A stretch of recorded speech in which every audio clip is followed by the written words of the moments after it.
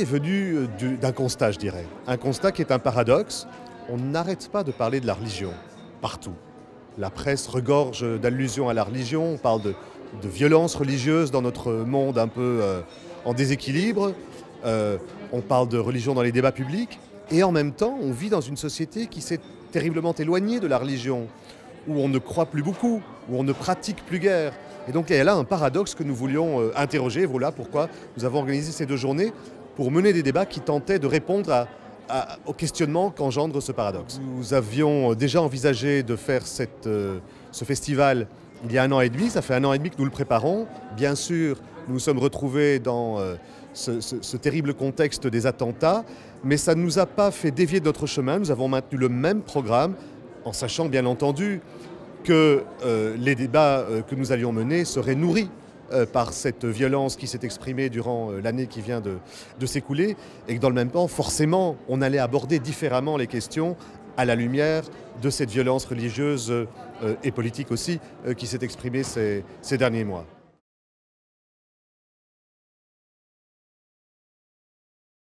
Nous sommes des sociétés profondément sécularisées. Quand on voit que 75% des Français et 73% des Belges francophones pensent que le religieux doit être confiné dans le privé, on conclut qu'effectivement nous sommes des sociétés sécularisées. Par contre, la religion est plus visible.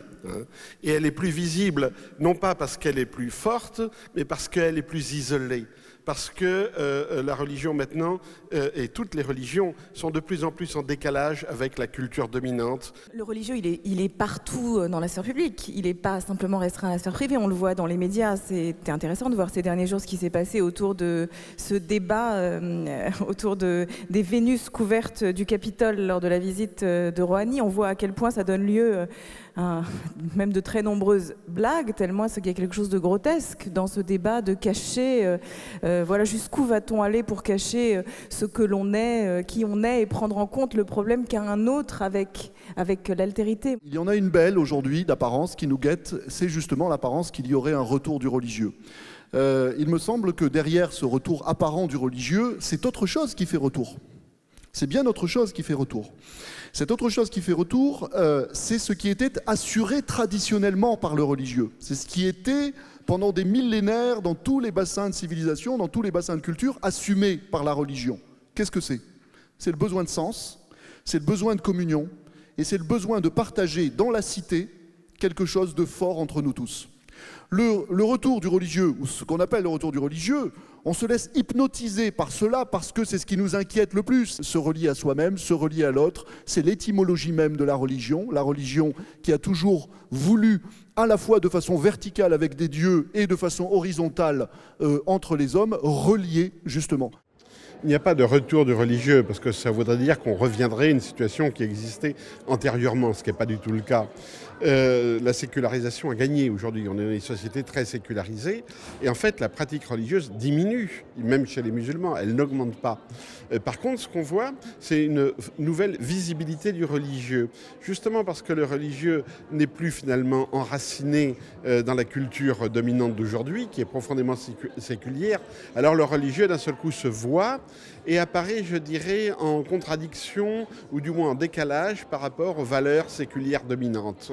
Et quelles que soient les religions, on le voit sur la question de l'avortement, du mariage pour tous, du rôle de la femme, etc. Donc c'est cette revendication, disons, cette autonomie du religieux qui est revendicatrice parce que les croyants aujourd'hui se sentent en décalage par rapport aux valeurs de la société sécularisée. La liberté de conscience est une liberté publique dans les démocraties. Et c'est dans les États totalitaires que la liberté de conscience a tendance à être clandestine, si vous voulez, sur le plan public. Bon.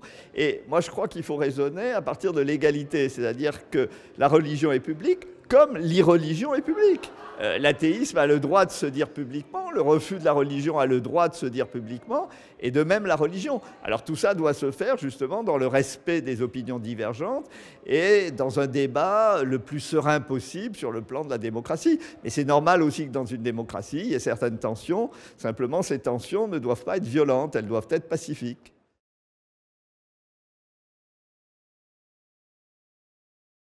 Mais d'abord, nous sommes à Bruxelles. Bruxelles, on l'a dit il n'y a pas tellement longtemps, c'est la deuxième ville la plus cosmopolite au monde. C'est un véritable village planétaire. Ici, on fait le tour du monde en un jour, comme l'on dit. L'autre caractéristique, c'est aussi une ville qui est travaillée par sa diversité, qui est à l'épreuve de sa diversité, à l'épreuve de compétition entre communautés aussi. Et je suis moi ici présent parce que je trouve certainement dans une journée comme celle-ci de quoi répondre aux crises du vivre ensemble, de quoi répondre aussi à ces jeunes qui s'interrogent sur leur déshérence identitaire. Et puis sans doute aussi sur le fait que beaucoup de jeunes à Bruxelles qui sont issus de l'immigration et notamment de l'immigration musulmane ont un peu cette impression que les miroirs qu'on leur renvoie d'eux-mêmes ou du groupe auquel ils appartiennent est certainement un peu un miroir faussé, mais certainement qu'il leur renvoie une image honteuse de ce qu'ils sont peut-être. La religion, c'est une affaire privée qui se déroule dans l'espace public. Et donc l'espace public, il doit à la fois permettre l'expression spirituelle des gens, leurs convictions. Donc on doit, dans l'espace public, laisser une place aux religieux, aux manifestations religieuses, et en même temps, cet espace public doit être parfois neutralisé. Il y a des moments, il y a des endroits où cet espace public doit être neutralisé et où la religion doit être mise entre parenthèses, tout simplement pour précisément permettre un vivre ensemble qui ne soit pas saturé par le religieux, où il y ait d'autres choses que le religieux, la science, le bonheur, la création, l'art. J'en profite d'ailleurs pour dire que je trouve fantastique que dans cette manifestation, dans ces 2 journées, il y ait une dimension culturelle, une dimension créative. Et donc, de rappeler ce que j'ai dit, la religion, c'est un droit fondamental, mais ce n'est pas en tout lieu et en toute heure.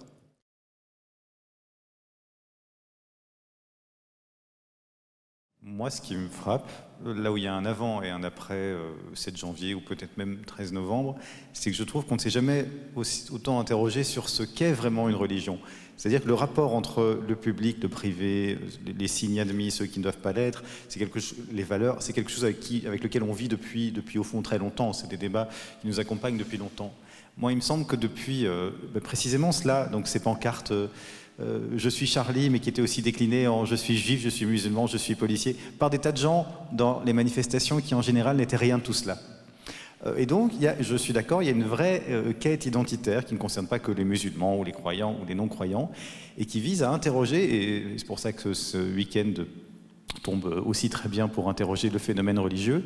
Au fond, est-ce que tout ce qui arrive est explicable simplement par la religion? Est-ce que c'est, pour prendre Olivier Roy, est-ce que c'est une islamisation de la radicalité ou une radicalisation de l'islam, le fruit des attentats? Et ça pousse à nous interroger, je trouve, à se rappeler ce que c'est qu'une religion, et je trouve que c'est de moins en moins clair. À mon avis, il y a toujours une composante horizontale et une composante verticale dans le mouvement religieux. Le vertical, c'est ce qui me définit moi par rapport à une foi métaphysique. Je crois réellement qu'il y a quelque chose, je lui attribue certaines, et je crois que je peux avoir une foi fondamentale là-dedans, mais il y a aussi, et c'est pas négligeable, tous les rituels, c'est ce que j'appelle horizontal, et qui prend parfois plus de place. Nous fêtons des fêtes encore religieuses. Moi, je suis athée.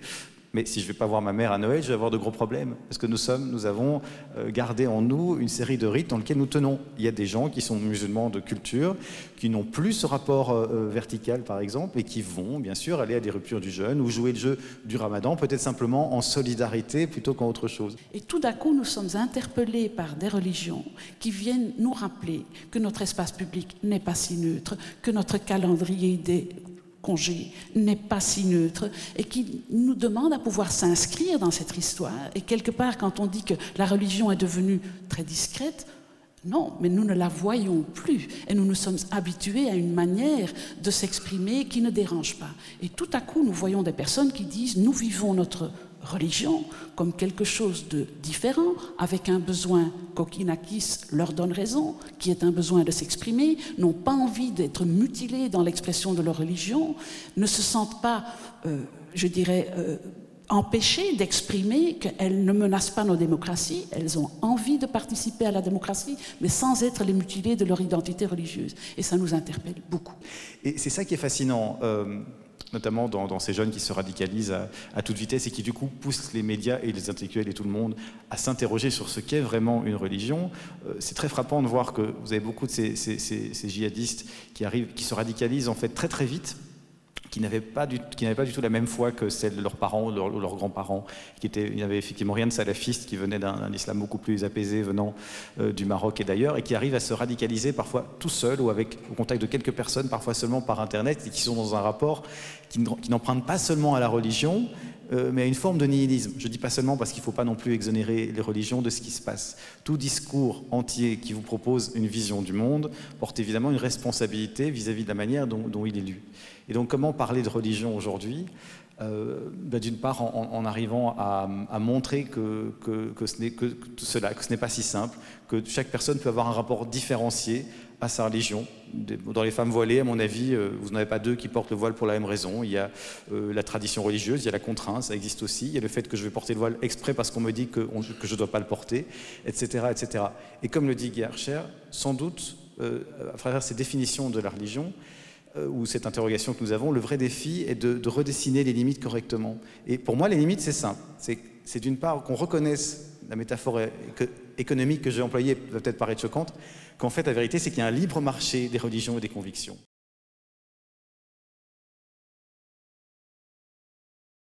Il faut une mixité sociale qui passe par l'habitat.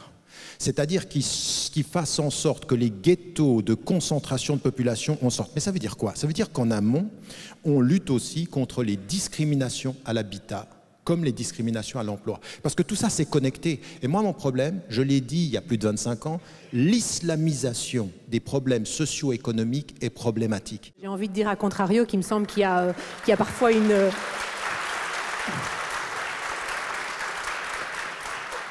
Donc je pense au contraire qu'il y a parfois une socio-économisation des problèmes religieux. Je veux dire qu'à un moment donné, il faut quand même reconnaître que le socio-économique n'explique pas tout.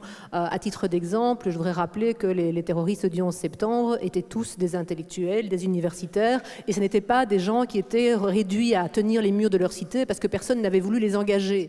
Oui, bien sûr, il y a une double utilisation de la peur. Il y a ceux qui font profession de faire peur, qu'on appelle maintenant les terroristes, et le terme veut bien dire ce qu'il veut dire, hein, bon, terroriser.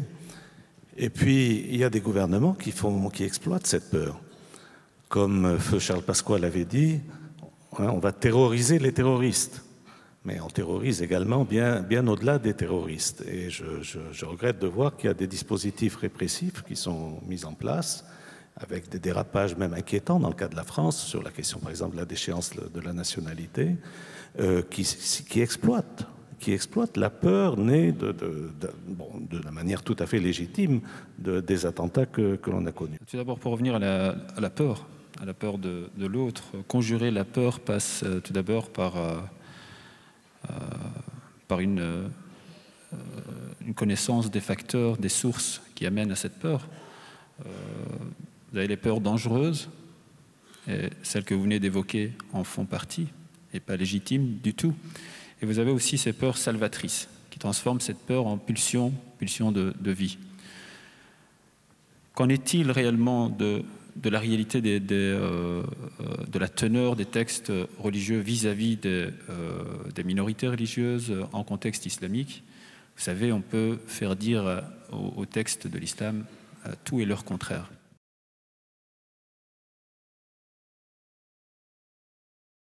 À l'époque, j'avais abandonné toutes les choses futiles qui pouvaient m'éloigner de ma religion, sauf une. C'était trop difficile pour moi. Je n'y arrivais pas. La musique. J'ai toujours été un mélomane, presque autiste, tellement j'avais besoin de musique pour vivre. Aujourd'hui, je sais que c'est mon côté artiste, ma créativité a besoin de notes pour exister. Mais à l'époque, je ne savais pas pourquoi je n'arrivais pas à me débarrasser de ce péché. Car c'est comme ça qu'on le voyait à l'époque, un péché qui pouvait nous envoyer directement en enfer. J'ai pris le Walkman, j'en ai retiré la cassette de Goldman. J'ai regardé cette cassette pendant de longues minutes, puis j'ai ouvert la fenêtre et me suis apprêté à la jeter. Juste avant de la lâcher, je regardais cet objet en plastique qui devait m'envoyer directement en enfer. J'ai regardé le ciel, j'ai cherché Dieu. Je l'ai cherché longuement, puis je lui ai parlé. Ça doit vous étonner qu'un adolescent parle à Dieu, comme ça, sans aucune précaution oratoire, Bah, si vous connaissez un peu ma vie, vous savez que je parle tout seul et que donc quand on parle seul, c'est facile de parler à quelqu'un qui ne répond pas. Du coup, bah, je me suis habitué à parler directement à Dieu. J'ai commencé beaucoup plus jeune à lui poser des questions, à lui demander des choses. Et donc il était normal qu'en ce jour précis, je lui parle. Dieu, c'est comme ça que je l'appelle, je sais que ma question va vous paraître bizarre, mais j'aime la musique et j'aime écouter Goldman. Je sais, il est juif et on ne peut pas. Mais justement, je voudrais savoir pourquoi on ne peut pas. Il dit rien de mal et moi, ça me fait du bien. Alors pourquoi est-ce que vous avez permis que ça me fasse du bien alors que c'est interdit? Pas de réponse. Est-ce que c'est vraiment interdit? Pas de réponse. Dieu, si vous m'interdisez quelque chose qui me fait du bien, c'est que soit vous n'existez pas, soit vous êtes mauvais et vous n'êtes pas le bon Dieu. Pas de réponse. Soit vous n'avez jamais dit ce genre de choses et c'est pas vrai. Et c'est ça que les deux pigeons voulaient me faire comprendre. Alors pour vous, est-ce que humour et religion, c'est vraiment compatible? Si ça l'était pas, je serais pas là. Donc oui, on peut faire rire et en étant religieux, c'est possible. Je peux pas courir, je suis trop grosse. Bonsoir tout le monde. Là, il y a une dizaine de types avec des kippas sur la tête qui se retournent et qui me regardent du genre... Tu t'es perdu? Mais comment, du coup? Comment est-ce que vous arrivez est-ce qu'il y a Qu'est-ce que vous utilisez comme technique, on va dire? Moi, c'est beaucoup d'amour, en fait. C'est juste ça. Et mes limites, c'est de jamais blesser les gens. Donc, je taquine, je titille, mais je suis jamais méchante dans ce que je fais. Et donc, c'est peut-être pour ça que j'arrive à lier les deux. Mais mon objectif, c'est vraiment de transmettre des messages de paix, d'amour, de fraternité, d'acceptation de l'autre. C'est juste de l'amour. Je suis un distributeur d'amour. La dernière fois, il y en avait une qui traversait la rue à Paris. Et t'as un petit Parisien qui fait « Mais avance, dépêche-toi !» Je n'avance pas, il y a quoi? Je n'avance pas, tu vas faire quoi?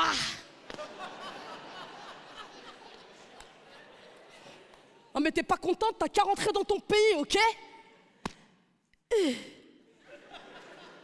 On rentrera chez nous quand vous nous aurez rendu ce que vous nous avez volé. Est-ce que vous le faites avec toutes les religions, avec certaines religions? J'ai l'impression d'être un espèce de pont entre les différentes cultures et les différentes religions, justement. Parce que je raconte que, par exemple, moi, en tant que musulmane qui porte un foulard sur la tête, je suis allée dans un restaurant de juifs, Lubavitch, très pratiquant, pour aller déposer de la pub, que mon cousin cherchait à m'en dissuader en me disant « ils vont jamais te laisser ». Et au final, ça se passe tellement bien qu'on me dit « mais laisse tous tes flyers et même ta pub, même ta carte de visite ». Quoi. Donc, vraiment, j'essaye d'être un pont entre les différentes cultures et religions et de dire que, quelles que soient nos origines, notre couleur ou notre appartenance, finalement, on est tous des êtres humains avec des valeurs similaires. Ok, tu vois, j'ai créé le link entre nous. C'est pas de la haine, c'est de l'amour, car Dieu est amour, ok? On est tous ensemble dans la stratosphère. C'est un peu comme Richard. C'est un Égyptien qui a compris que les Égyptiens n'avaient pas le monopole du Caire. Alors ne refuse pas l'amour, car tu sais, faire rire, c'est comme faire l'amour. Tout seul, c'est impossible, c'est trop fatigant pour les muscles. Et le jour où on taxera les ébats amoureux, la masturbation deviendra de l'évasion fiscale. Ne refuse pas l'amour, car l'amour est la seule religion pour laquelle les gens ne font pas la guerre. Car être aimé, c'est recevoir des mots d'amour en plein cœur, comme des flèches de velours chargées d'amour. Et aujourd'hui, on a beaucoup reçu. Alors je vous dis, shalom aleikoum, salam aleichem et tutti quanti. Bonsoir. En fait, ça faisait des années que je prônais le vivre ensemble, mais qu'on ne s'intéressait pas vraiment à mon discours. C'était difficile de sortir des médias communautaires. Et donc, cette vidéo, qui a fait beaucoup de buzz, elle a rassemblé beaucoup de gens. À l'intérieur, je jouais le rôle d'une maman arabe avec un foulard. Et je disais alors bonjour. C'est un petit message pour tous ceux qui se prétendent islamistes, djihadistes, pianistes, cyclistes, pour commettre leurs méfaits. Bon, vous êtes gentils maintenant, vous nous laissez tranquilles. D'accord, c'est déjà difficile pour nous de vivre ici en Europe. Si en plus vous ramenez la haine vers nous, ça commence à fatiguer un petit peu beaucoup quand même. Donc, merci de choisir une autre religion. Au revoir.